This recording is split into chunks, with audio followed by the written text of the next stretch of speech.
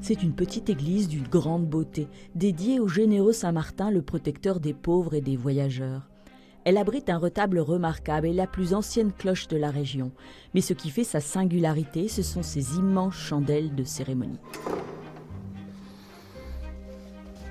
Donc voilà, j'ai enlevé la chandelle d'une reine et au sommet de la chandelle, il y a un endroit où on mettait un cierge et puis il était allumé et puis il partait en procession avec ça.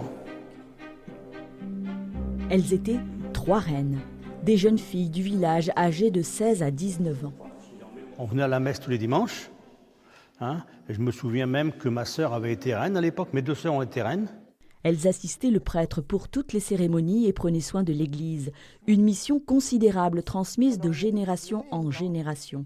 Marie-Claire avait 16 ans quand elle a pris la couronne, comme sa mère avant elle et ses 2 sœurs, puis plus tard ses 3 filles. C'était un engagement sur 3 ans au service de l'église, parce qu'il fallait y faire toutes les semaines fleurir l'église, nettoyer l'église.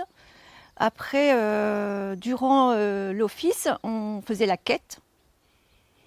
Il fallait être présent aux enterrements, au mariage. Voilà. Nous, on était reines et puis les garçons, souvent, ils étaient enfants de cœur. Il n'y avait pas beaucoup de familles qui acceptaient déjà, parce que c'était une contrainte quand même.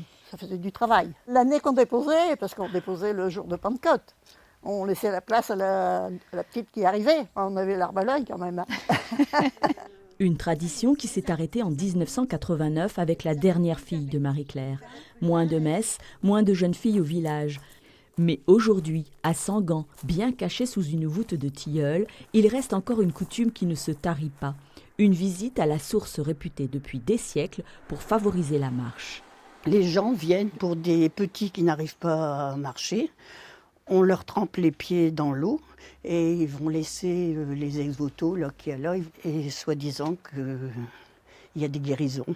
Et s'ils viennent encore, c'est que vraiment il y avait des miracles sans doute. Les traditions, un patrimoine vivant et populaire où superstition et croyance se mélangent, véritable témoin de la vie qui passe.